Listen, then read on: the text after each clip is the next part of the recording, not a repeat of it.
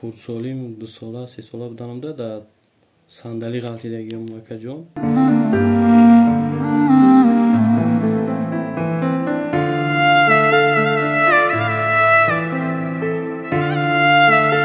میخوام که پدرم استاد شه یگان ماشینگر زندگی‌ام رو پیش بره. اوغل بودم اینجا. اگه جو کنار شم سبب نداشتم امی اوغل گرفتیم خیلی برادران ان شاء الله. سه فرزندتون دیدیم، ختون ندیدیم، همسر شما را ندیدیم. پس همسر شما در کجا است؟ همون سبب کرد با مهاجرت مهدی را ورش کردیم کرد در غریبی. تو چند سال هستی؟ 9 ساله است. 9 ساله؟ این دو درچه خودت نگاه میکنی؟ 36 37 سال میشه که با همین حال پوچم خیلی 8 9 مرتبه جراحی کردیم. چند سال پس؟ سال 2 سال پس 3 سال پس. سلام و درود بر شما. در خانه هر یک اهل مسلمان قرآن وجود دارد، اما بسیاری از ما خواندن نمیتوانیم به خاطر اون که با زبان عربی است. حالا باشد راه حل این معما را برای شما بیان میکنیم. کلام الله و ترجمه. کلام الله و ترجمه اولین بار در سال 2009 در جشن بزرگداشت امام اعظم رحمت الله علیه در وطن عزیز چاپ شده است. این کتاب را تمام اهل عائله خوانده میتوانند. در 3 شکل نوشته شده است. بیا با هم ببینیم. بسم الله الرحمن الرحیم گفته میکشیم مثلا سوره عصر والعصر ان الانسان لفی خسر والعصر ان الانسان لفی خسر قسم به زمانه که همان آدمی در زیان است. انا همین گونه 3 و 9 یعنی 3 بر 1 برای تمام اهل عائله. کلام الله و ترجمه. السلام علیکم دوستان و هواداران سامانه رحیم پروداکشن. دوستان عزیز امیدوار هستم تنسیت و خانه آباد هستین. امروز ما حضور داریم در شهر حصار بوسونی. با دیداربینی برادران معیوب نفران نیازمند اومدگیم. خواهشمندم نوارا با دقت تماشا کنین تا آخر بهتر خوبتر میشه و میریم از حال برادر عزیز ما با خبر میشیم.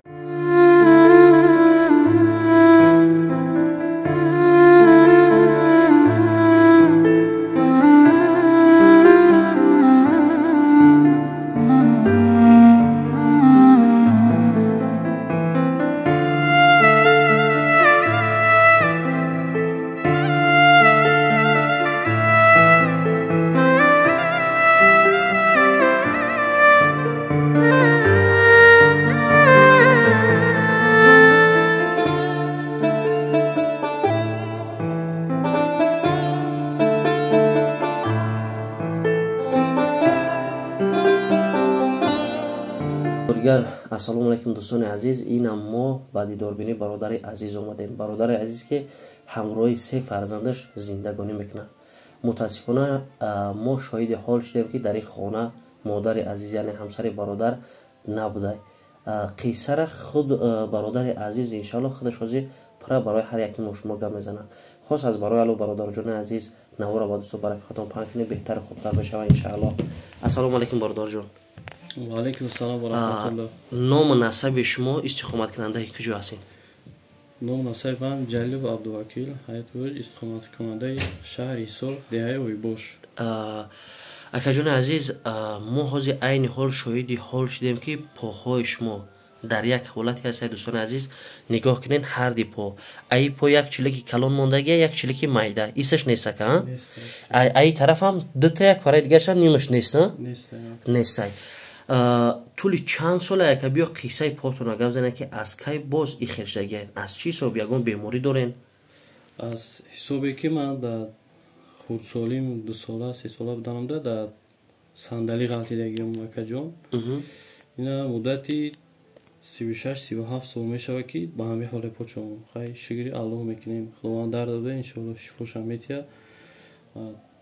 از برادرای اهل اسلام خویش درخواست من همین اکاجان که مثال در ماه بزرگ رمضان چند قیمت میتونن قدر امکان اکاجان یاردم کنند که پاچم مثال لیچه کنم اپیراسیا کردن در کارکرد روسیگاب شرایط ندارم کرد شرایط ما از بینای مثال اویلا دوست بی 3 فرزند که خودم مثال یارا هر سه نگاه میکنم که مثال برای همین اکاجان از شما خواهش درخواست من همین برادران غریب برادران دست به خیر که چند قیم میتونه از برای الله یاردم کنید ان شاء الله که در این ماه بزرگ ثواب میگیرید. خداوند از پاداش ان شاء الله که در نامه عمل هر یکی شما رسونده میگردونه.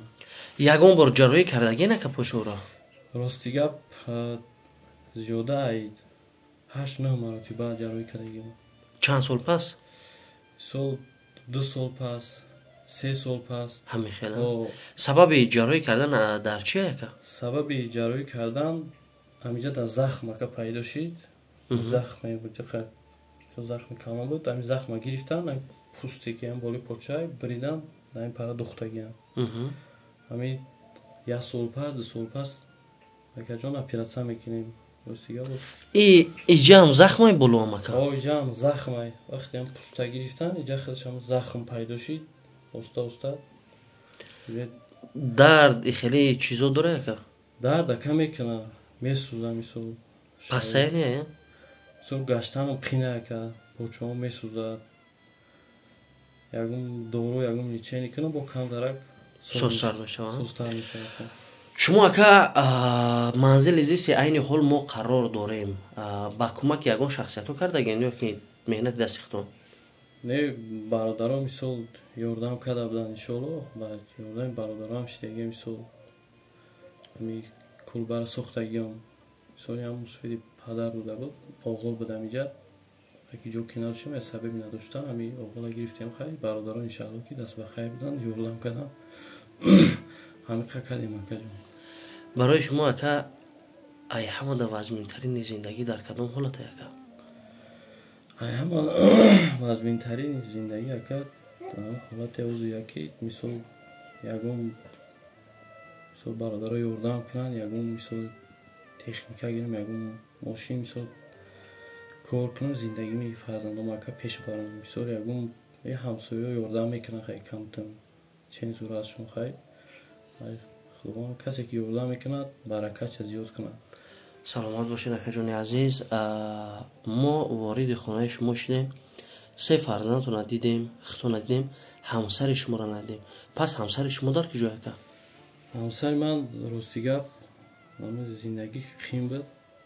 وزبین کشیم مثلا قرض داریم ای بانک مثلا زندگی وزبین ای 3 فرزند مثلا خانه پشوندن در کار ای همون سبب کرد ما مهاجرت مهنتی را ورش کردیم کرد در غریبی ای. حاضر همسر شما در غریبی کار فعالیت میکنن؟ همون غریبی در چی کار میکنن؟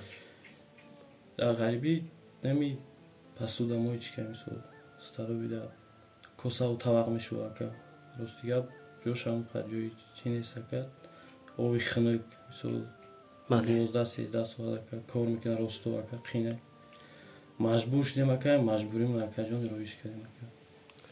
بله اکا جان میفهمم. وقتی که از ما نوارا کردیم مردم ده هم میدونن که شما حقیقتا در انمی حالت هستین. مقصد یگان جاش شک شبه جای پنهانی جای یگان فند فریبش نیست. چیزی که ایونای دیگر حجت با بیان نیست. پدر و مادر هستن انشاءالله در قید حیات؟ هستن انشاءالله. پدر مادرم هستن. پدر مادر یا برادر زید نیستن که امروز ما شما را در روی اکران میبریم. مقصد این نوار ممکن طول چندین سالها او دلید نشود. یگان که زید نیستن پگه نشود که بگن که نوار چی با ایمان پرسیده برآوردی و خیلی خیلی. نه یگان چه کرد؟ از پیشون گذشتگین؟ از پیشون گذشتگی ما فهمیدگیم گپ زدگیم مثلا میدونم چون نکردم. یعنی وکورسیا نه ای کار. سلامت باشین اکا جون عزیز. ما میتونم که امروز فرزندات صحبت کنم. سلام علیکم دادر جان. و علیکم. نامت چیه؟ بلال. چند ساله ای بلال جان؟ 12 ساله. 12 ساله؟ اول پدرت هم میبینی به این حالت زیق میشه؟ ای مردم چی میخوایی؟ چی کار کنم پدرت دستگیری کنن که ساز شوه زندگی تو خوب شوه؟ بسیارتر برای چی بلال جان زیق میشه؟ پای دادم. پای دادتا؟ با بالای اوچت نیسته در غریبی ای هم برای خودت قینه؟ پدرت یاردم میتی یگون وقت یگون کار یگون چی در برای قناتی پدرت هستی؟ ها؟ انشالله باز پگه کلون شای بچه بخواه چای انشالله پدر خور نمیمونی ها؟ خورکشمیج نمیمونی یعنی انشالله دستگیری میکنی؟ چی آرزو و حواس داری در زندگی بلال جان؟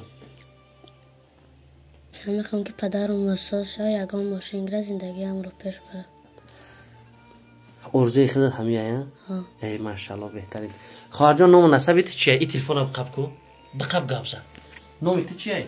من مریم. مریم شما چند سال هستی؟ 9 ساله است. 9 ساله؟ این دو درچه تا خودت نگاه میکنی؟ ها؟ زیغ نمیشه که غم بدوی تا مثال اوچاد نیستای پدر داری حالت زیغ میشه همی اولاد زیغ میشه ها ای مردم چی خواهش میکنی پدر تا دستگیری کنه ها پگه کلاشای دستیاری پدرت میشه ارزو کلاشای چی ارزو داری چی شیدن میخواهی ها معلمه دختر در مکتب میپسند کنه میپسند که کلاشای چی میشه اینطوری سوالو نمیتن تو چی میشه کلاشای معلمه چی ملادیس خیلی در روی اکران کی نگم زدنش مرا تلفن سلامت باشه خواهرجان عزیز برادر جان به نام نسب ختان کرتا دارین هسته انشالله چی کرتا دوشنبه سیتی اکادمی ما میتونیم کرتا را امی کرتا ختان های آه کجان کرده خیلی در کدوم نمره پیوستن نمره 907 390 598 907 390 598 همین نمره در زنگ زنن از اول شما با خبر شده میتونن که بیان از نزدیک بینن آه کجان میتونن بعض را که بیمالو کنم دا میتونن اینا دوستان عزیز کرتا دوشنبه سیتی به نام نسب کی گفتی بنا نسب خودم جلیف عبدالوکیل حیاتویچ جلیلو عبدالوکیل حیاتویچ اینا دوستان عزیز دوشنبه سیتی 97 62 00 00 91 07 20 32 انمی کرتا دوشنبه سیتی برادر عزیز با زنگ زنین نمرهایی که در کرتا پیوسته هم میتونه تلفنی زنگ زنیم هم طریق واتساپ همش کار میکنه زنگ زنین اول بینین کدومت که شک شبهه داریم بین از خونش با خبر چین از احوال زندگیش با خبر چین ای همسایه‌اش پرسین مثال بعداً خیر کنین هر کسی که مثال در ملک غریبین خاص از برای الله هر چی را که شما خیر میکنین دوستان عزیز از خاطر نبرارین که هرچند که اگر در چی کاری هم استفاده برش نبرش در نامه اعمال شما خیر میشود چون که شما با نیت خیر به برادر خیر کردنین با هم خاطر در آخر چی گفتن یک جان در آخر گفتنیم که خداوند همه غریبان در هر کجای باشن خداوند در پناه اسمتش نگهبان باشه بر کس باش برکت تا چی آرزو اعمالی دارن به آرزو اعمالی که خداوند برسونشون کسانی که میتونن قدر زورشون خیر کنن اللهم صل علی سیدنا و نبینا و شفینا و مولانا محمد صلی الله علیه و سلم برحمتک آمین خیر دوستان عزیز تا برنامه آینده دستگیری فراموش نکنید نسبت برادر عزیز ما از شهر حصار باستانی خیر